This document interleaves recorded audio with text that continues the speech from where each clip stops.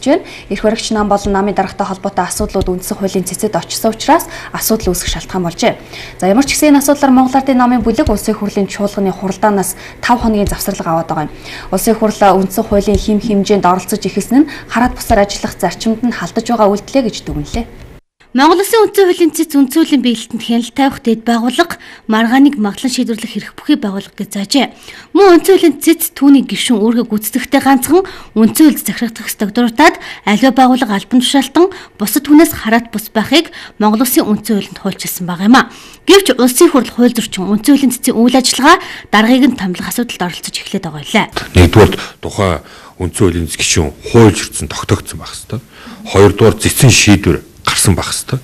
Гуравдугаар анх илгээсэн байгууллагын санал байх хэвээр. Тэгэхээр энэ гуруулаа энэ удаад бүрдэг байна. Нэгдүгээр амар санаа гишүүн, эцсийн гишүүнийг хууль зөрчсөнийг өнөөгөр хинж тогтоогоогүй. Тэр бол хамгийн газар тогтоодог ажил биш. Хоёрдугаарт анх илгээсэн байгууллага нь болох тийм ээ дээд шүүхийн 25 гишүүн хуралдаад олонгохоор энэ хүнийд эргүүлэн татъя гэж. Анх томлогт нь бол олонхоор ингэ болж байгаа. Тэгэхээр эргүүлэн татъя гэж дээд шүүхийн 25 гишүүний хуралдаан болоогүй. Дээд шүүхийн ерөнхий шүүгч нь тухайн асуудлаар тусгаалan гаргах саналгүй гэдгийг илэрхийлсэн байгаа. Гуравдугаарт болохоор бол цэцэн бас өөрийн шийдвэр гарсан багсаа цэцэн гишүүдийн шийдвэр гараагүй. Тэгээ энэ гурван нөхцөл гуруулаа бүрдэг. Энэ гурван нөхцөл бүрдсэн үед бол их хурал авч хилцдэг жамтай. Болох ийм улс төрийн сонирхол байхыг бол үгүйсэхгүй. За ер нь яг нийтлэг ямар сонирхол байж болох вэ гэхээр мэдээж хяналтгүйгээр дураар авирлах тийм сонирхол байна шүү дээ. Ягаад тэгэхээр үндсэн хуулийн цэц бол нийт ард түмнийг хянаад байдаг юм уу? Хүн болгоны хувь заяатай холбоотой албан тушаалтныг бүх албан тушаалтныг хянаад байдаг субъект бол биш. Үндсэн хуулийн хяналт цэцийн хяналтанд байдаг 5 үндсэн албан тушаалтан л байгаа шүү дээ. Ерөнхийлөгч, улсын их хурлын гишүүн, засгийн газар ерөнхий сайд, засгийн газрын гишүүн, улсын дээд шүүхийн ерөнхий шүүгч, улсын ерөнхий прокурор. Ийм 5 үндсэн албан тушаалтан л байгаа байхгүй.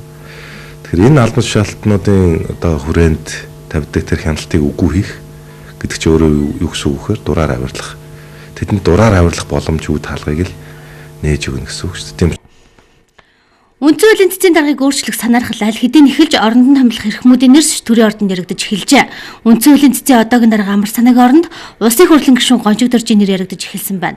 Мөн засгийн газар хэрэглэх газрын дарга Солонго, санхүүгийн зохицуулах хорооны даргаар ажиллаж байсан Наранчуй нарыг үндсэн хуулийн цэцийн гишүүнээр томилох тохироо хийгдэж эхлэдэг байгаа гэдгийг эксрүүлжүүд үгүйсэхгүй байгаамаа. Мөн улсын хурлын гишүүн хууль зүйн сайдаар ажиллаж байсан Тэмүүжинч гориглогчдын тоонд багтсан байна. Үндсэн хуулийн цэцийн гишүүд рүү халдж байгаа халдлага бол ухтаа бол үндсэн хууль руу халдж байгаа халдлага. Энэ бол нийт ард түмний хүсэл эрмэлзэл рүү халдж байгаа халдлага. Тэгээ логикээр одоо магадгүй хамгийн их нөлөөлж байгаа нь их хурлын даргын өөрийнх нь асуудал үндсэн хуулийн цэцээр үндсэн хууль зөрчсөн гэж маргаа үүссэнтэй холбоотой. Өсөө онцонгийн юм уу, хувийн одоо тэр хорслоо тайлах тийм л үйл сэдэлтэй юм яваад байгаа шиг байна. Хууль бас олон үйлдэл хийж байгаагаа үндсэн хууль зөрчсөн олон алхам хийж байгаагаа цайруулахын тулд үндсэн хуулийн зэцсээр улсын хурлын даргатай холбоотой үндсэн хууль зөрчсөнтэй холбоотой маргаан нэг асуудал иргэд тавиад энэ асуудал үндсэн хуулийн цэцээр хилцэж байгаатай холбогдуулаад үндсэн хуулийн цэцийг тоглоомын улс төрийн байгууллага болох орлого хийж яаж бид үзэж байгаа. Үндсэн хуулийн цэцийн дарга гишүүн хууль зөрчил үндсэн хуулийн цэцийн шийдвэр анх удаа илгээсэн байгууллагын саналыг үндэслэн улсын хурлыг үүлэн татаж болно гэж заасан байна. Гэвч энэ тухай санал гараагүй анх илгээсэн байгууллага нь энэ тухай хуралдаанаач хийгээгүй байгаа нь асуудал хуулийн дагуу явагдаагүй илэрхийлэл гэдгийг онцолж байлаа. Ямар ч гэсэн энэ асуудлаар Монгол Ардын намын бүлэг улсын хурлын чуулганы хуралдаанаас авсан завсарлага маргааш дуусгаар байна. Улсын хурлын чуулганы хуралдааны эхний асуудал болгон хийлцгэр байгаа юм а. Үндсэн хуулийн цэцийг улс төржүүлэн бужигнуулах нь хэсэг бүлэг хүмүүсийн хийж байгаа асуудал үндсэн хууль руугаа нулимж байгаагаас ялгааг үзүүл гэдгийг тодтоглоо. За улсын хурлаас үндсэн хуулийн цэцийн дарга болон зарим гишүүдийг татах тухай ярьж эхэлсэн. Харин үүнийг хуульчид их хуулийн манаач нартаа бүдүүлгээр халдаж байгаа үйлдэл хэмээн тайлбарлаж байна. Тиймээсээ олон нийтэд хандан уриалга гаргахаар болжээ. 1992 онд батлагдсан үндсэн хуулийн хүрээнд улсын хурл өөрөө үйл ажиллагаа явуулах учиртай. Гэтэл тэд 25 жил мөрдсөн хуулиа улгандаа гişиг шийдвэрт нь бодтоор хандсан цэцийн гишүүдийг шүүц цуглах хэлбэрээр нэгээр нь татах гэж байна гэж шаардаж байгаагаа илэрхийллээ. Хамгийн ихэнд цэцийн даргаыг татах гэж байгаа бол энэ халалт цааш үргэлжлэнэ гэсэн таамаг хуульчдын дунд байна. Жирийн иргэд маань бол үндсэн хуулийн цэц улсын их хурл гэдэг ийм одоо төвшний харилцааг бас тэр бүр бас ойлгож өөрийнхөө ахуй амьдралд бас ойлгож мэдрэх нь бол одоо их тийм дутмаг шүү дээ.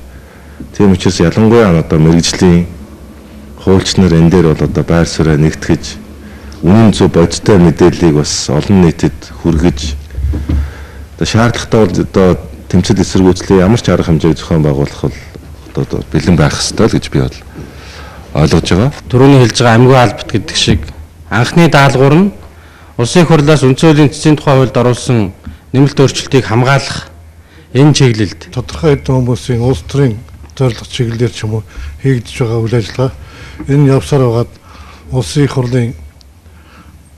улсын хурлыг хууль хэрэглэхгүй хуулийг зөрчигд хүргэх ийм аюултай.